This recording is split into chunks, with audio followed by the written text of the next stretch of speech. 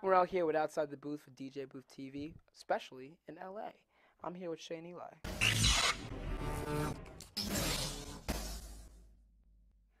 How are you, man? Good, man. How are you? I'm good. I'm good. All right. So I've interviewed a lot of people today, and everybody seems to be dropping your name, notably Ahmad and Jenny Lee. Yeah. What are you doing with them?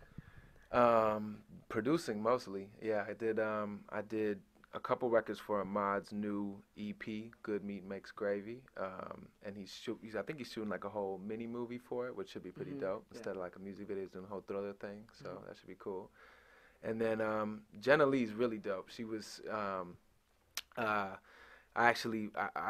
manager Nathan told me about her, and then I bumped into her at a party actually the same week that he had told me about her, and then the week after that we got together and started working on some stuff, and we've been writing together, and I did a couple tracks for her new, I don't know if it's the EP or the mixtape she's gonna put it on, but we're gonna record next week, so just trying to spread it around as much as I can, you know. So, you're a rapper, like, but you're a producer first, or what would you consider comes first? I mean, you know, I feel like I don't really think anyone comes first. I think they just, you know, I just change tack at certain points. I mean, I like producing because I can just sit down and hop on the keyboard and just do whatever I want, and you know, not have to find a place to record it or whatever. You know, I can be far more productive on the producing end. But I like to use my words and get a lot of the feelings that are on my mind off. So yeah, I feel like. After I Can Do Better, it seems like you took a little of a break. Were you just going for what was working, or you just produced for a while? What was it? I mean, after I Can Do Better, I mean, it really was. I had a couple things go on in my personal life, and I just kind of, you know, just pulled back on the reins. I had a studio space when I did I Can Do Better that was my own, so I could bang out songs whenever I wanted, so that process was way shorter. Now I'm kind of like jumping from spot to spot, so it's tough to lock down the studio time I need to actually record everything.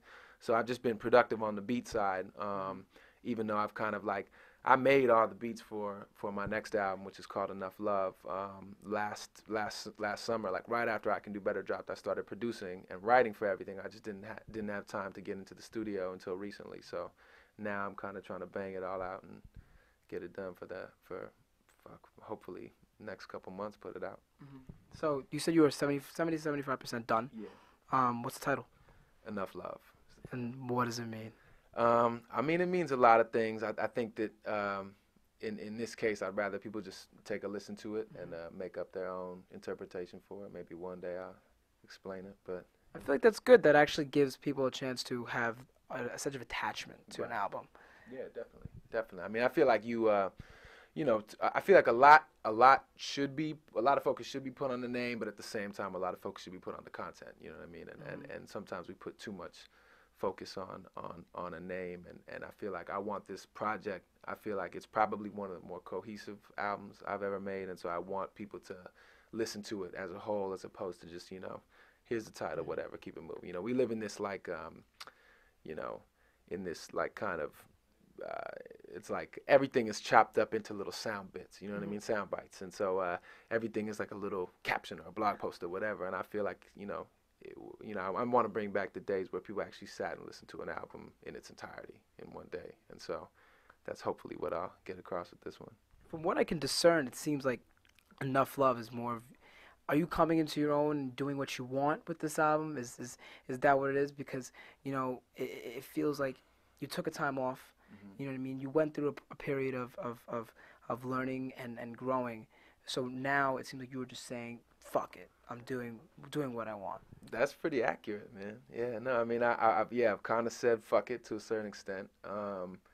Any of the people I'm sure who you interviewed today, and you know, a lot of the up and coming cats that are in the game right now. I mean, it's one of the most difficult things you can try to do is to make it in music. And I mean, there was a bunch of personal shit that kind of informed the way that you know, the direction the album's taken. But in addition, I've kind of I've reached a bit of a, you know, fuck it point. I just want to make songs that I want to make, and if people respond to them, you know, which I hope they do, then that's a good thing. But I'm tired of just, I'm tired of trying to chase a formula or trying to, show people I can do this, this, and this with my own music. I'd rather just, put out what's speak what my heart's saying.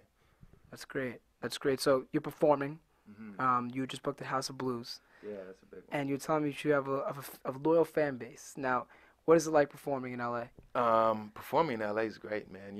It's funny. I've heard, anytime you go to another city, you hear people say, "Oh, it's a tough crowd out there," or whatever. But I feel like, it's just like anywhere. Everybody's just looking to have a good time and they're looking to get away from the day-to-day grind. And so if you try to bring people in and just make sure that they all sharing the experience and that they all just kind of forget about whatever the fuck, inhibitions they have. Because, this is a city with, a lot of money, a lot of beauty, a lot of glamour. And so if you just break it all down and be like, listen, we're all one and the same tonight, let's just have a good time.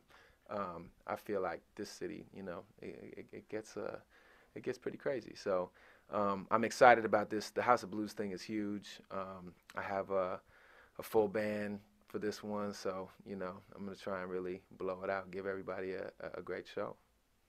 That's awesome. That's like, so tell me about some of the work you've done with Ritz. Like, you might go on. I've heard rumors that you might go on tour with him. Yeah, well, I'm probably not gonna go on the whole tour. They actually leave. I think they leave in like the next couple weeks or like mid-June or whatever. But